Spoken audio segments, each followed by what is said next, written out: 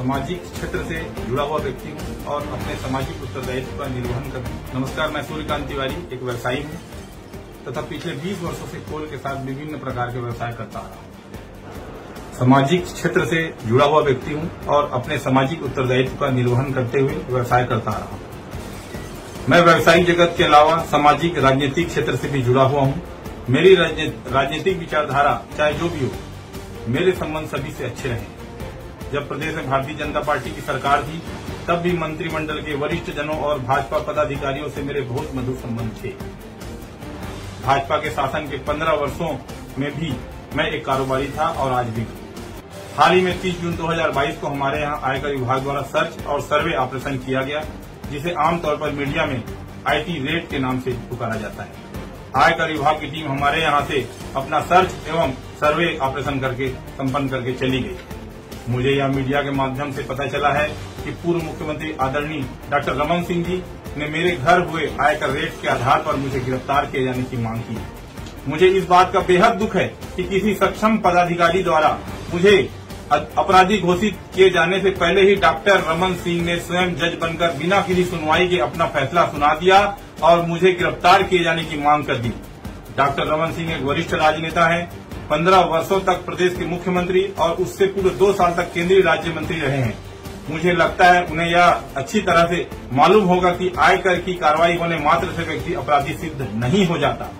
आज मेरे जो भी व्यावसायिक प्रतिष्ठान हैं और वे कोई आज से नहीं चल रहे हैं। मैं 2002 से कोल व्यवसाय में काम कर रहा हूं और ये बात डॉक्टर रमन सिंह जी एवं सभी लोग अच्छे से जानते हैं। मेरे घर पर आयकर द्वारा जो सर्च एवं सर्वे किया गया, उसमें अगर कोई भी संपत्ति प्रश्नाधीन होती है या कहीं टैक्स संबंधी कोई बात आती है तो उसे निराकरण की एक निर्धारित व्यवस्था है। यदि हमारे प्रतिष्ठानों पर कोई टैक्स दायित्व निकलेगा तो उसे हम चुका देंगे। हम व्यापारी हैं, कोई अपराधी नहीं है। डॉक्टर रमन सिंह जी, फिर भी यदि आप मुझे अपराधी घोषित करके जेल में डलवाना चाहते हैं तो मुझे स्वीकार है, लेकिन जेल के जिस सेल में मैं रहूंगा उसके ठीक बाजू वाले सेल में आपको भी रहना होगा, क्योंकि आपका कार्यकाल भी कोई बेदाग नहीं रहा है। आपके कार्यकाल में आपके मंत्रियों पर जमीन की भारी मात्रा में अफरा तफरी के आरोप लगे थे, उसके लिए आपको भी जेल जाना चाहिए। आपके पुत्र अभिषेक सिंह उर्फ अभिषाक सिंह के नाम से पनामा पेपर्स रंगे हुए थे। टैक्स हेवन देशों में बैंक खाते खोलकर अपनी काली कमाई छिपाने के आरोप लगे थे। आपकी जिम्मेदारी भी आपको स्वीकार करके जेल जाना चाहिए। आपके कार्यकाल में हजारों करोड़ रुपए का नागरिक आपूर्ति निगम घोटाला हुआ था। आपकी जांच एजेंसी EOW ने जो डायरी जब्त की थी उसमें स्पष्ट उल्लेख था कि किसी भी सीएम, मैडम सीएम को पैसे दिए जाते थे। उसके लिए आपको नैतिकता के आधार पर जेल चले जाना चाहिए। प्रदेश के बच्चे में चर्चा थी कि सीएम हाउस में बैठे आपके कुछ स्वजन प्रदेश में तबादला उद्योग चला रहे हैं और इतनी कमाई कर रहे थे कि घर पर आपको नोट गिनने की मशीन लगानी पड़ी थी। आपने अपने दामाद डॉक्टर पुनीत गुप्ता को दहेज में DK हॉस्पिटल दिया था, जिसने वहां मनमानी की भारी भ्रष्टाचार के आरोप पर घिर गए थे। आपकी विभागीय मंत्री भी जिसके सामने नहीं चलती थी। ऐसे दामाद को फ्री हैंड देकर जनता के पैसों की लूट का अवसर आपने उसे दिया, उसके लिए आपको जेल जाना चाहिए। आप, आपके बेटे, आपकी धर्मपत्नी, आपके कुनबे के लोग, आपके मंत्रिमंडल के लोग, पार्टी के पदाधिकारी चिट फंड कंपनियों के ब्रांड एम्बेसडर बने हुए थे। उनके कार्यक्रम में जाते थे।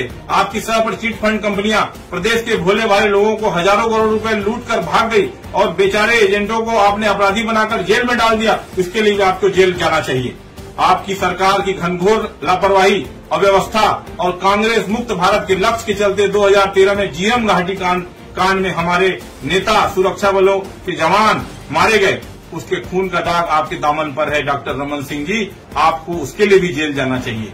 आपके शासनकाल में आपकी सरकारी मशीनरी ने कई माओं के गर्भाशय निकाले।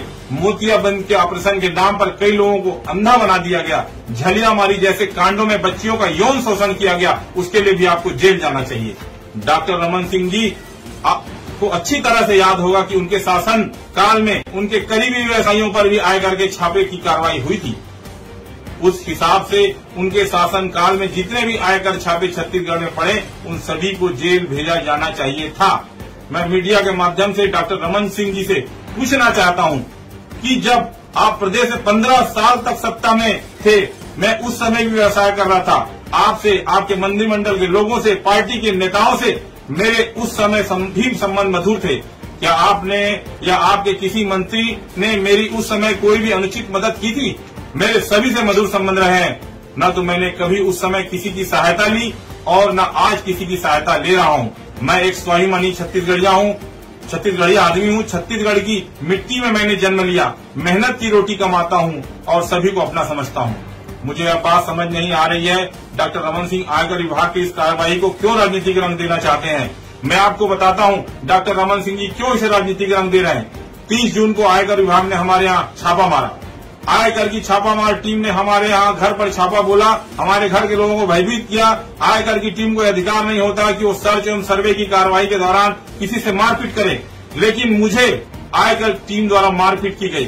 3 दिन तक मुझे सोने नहीं दिया गया, मुझे बहुत प्रकार से मेंटली और फिजिकली टॉर्चर किया गया। आयकर टीम के अफसरों ने मुझ पर दबाव बनाया कि मैं किसी प्रकार से अपने व्यवसाय में मुख्यमंत्री सचिवालय की उप सचिव श्रीमती सौम्या चौरसिया का नाम जोड़ दूं, बयान दे दूं उनके खिलाफ। परंतु जब मेरे किसी भी व्यवसाय से उप सचिव सौम्या चौरसिया जी का कोई संबंध ही नहीं, तो मैं ऐसा झूठा बयान कैसे देता। श्रीमती सौम्या चौरसिया से मेरे पारिवारिक संबंध है, उनके घर के सभी लोग मुझे जानते पहचानते हैं, उनसे मेरी बीच बीच में टेलीफोनिक बात भी होती है। मैं जब कभी जनता के काम करवाने के लिए मुख्यमंत्री कार्यालय जाता हूं तो कई बार मेरी उनसे भेंट और मुलाकात होती है।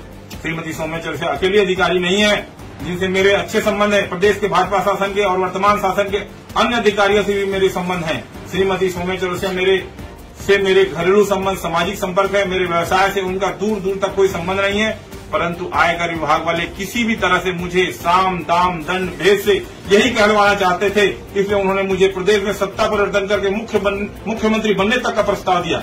मुझे आयकर की टीम के अफसरों ने ये भी अकेले में कहा कि प्रदेश के 40 से 45 विधायकों से मेरे बहुत अच्छे संबंध हैं, उनकी एक सूची बना लूं, बाकी विपक्ष के विधायक के सहयोग से प्रदेश में सत्ता पलट हो जाएगी और आपको मतलब मुझे छत्तीसगढ़ का एक नाथ शिंदे बना देंगे। इसके लिए मुझे अपने व्यवसाय से श्रीमती सौम्या चौरसिया का नाम जोड़कर बयान देने कहा गया, जिसे मैंने साफ इनकार कर दिया, जिसके कारण हमें आयकर वालों ने इतना टॉर्चर किया। मैं एक व्यवसायी हूँ, लोकतंत्र में और इस देश के संविधान में, इस देश के कानून में मेरा पूरा विश्वास है। मेरे साथ आयकर विभाग के लोगों ने जो भी किया है, जितना भी मुझे टॉर्चर किया, मुझ पर अमानवीय दबाव डालकर जो भी झूठे बयान दिलवाने का प्रयास किया गया, उसके विरुद्ध मैं न्यायालय की शरण में जाने वाला हूँ। कितने दुख की बात है कि केंद्रीय एजेंसियां केंद्र सरकार के एजेंट के रूप में विपक्ष शासित राज्यों में तख्ता पलट करने के लिए इस हद तक गिर गई है। इसीलिए आज देश में धारणा बन गई है, केंद्रीय एजेंसियां विपक्ष का दमन करने का हथियार बन गई है। केंद्रीय एजेंसी कार्रवाई करती है, डॉक्टर रमन सिंह या धर्म कौशिक जैसे बड़े लोग उसे राजनीतिक रंग देकर उसका लाभ उठाने का प्रयास करते हैं, जो कि उचित नहीं है। यदि किसी प्रकार के नियम कायदों को लेकर कोई चूक हुई है तो उसे सुधारा जा सकता है, उसके लिए एक राजनीतिक तमाशा खड़ा करने की कोई आवश्यकता नहीं है। यदि व्यापारी होना, कारोबार करना गुनाह है, यदि जीवन में उन्नति करना अपराध है, यदि नियम कायदों की चूक हो जाना अपराध है, तो मैं बेशक अपराधी हूँ और मुझसे वैसा ही बर्ताव किया जाए जैसे एक अपराधी से किया जाता है, मुझे कोई आपत्ति नहीं है। जो भी कानूनी व्यवस्थाएं होंगी मैं उसको पूरा करूंगा, पूरा करता आया हूं। लेकिन कृपा करके मेरे घर पर पड़े आयकर छापों को राजनीतिक खेल मत बनाइए, उसे सियासी रंग मत दीजिए, मुझ पर यह उपकार कीजिए। मेरे घर पर पड़े इन छापों को बढ़ा चढ़ाकर न देखा जाए, इसे आयकर विभाग की कार्रवाई रहने दिया जाए। इसकी मनचाही व्याख्या मत कीजिए, मनचाहे अर्थ मत निकालिए। और मैं आज आप सभी के माध्यम से स्पष्ट कह रहा हूं कि यदि मेरे साथ, मेरे परिवार के साथ कोई अपघात होता है, किसी सदस्य के साथ कोई दुर्घटना होता है, तो उसके लिए केंद्रीय आयकर विभाग तथा प्रदेश भाजपा के वे नेता जिम्मेदार होंगे जो प्रदेश में सत्ता परिवर्तन के लिए मुझे बलि का बकरा बनाने की साजिश कर रहे हैं। मैं महात्मा गांधी के आदर्शों पर चलने वाला व्यक्ति हूं। मैं अन्याय के खिलाफ आखिरी सांस तक लड़ूंगा। मैं झूठ के खिलाफ अपने आखिरी दम तक संघर्ष करता रहूंगा। धन्यवाद। जय हिंद, जय छत्तीसगढ़, जय भारत।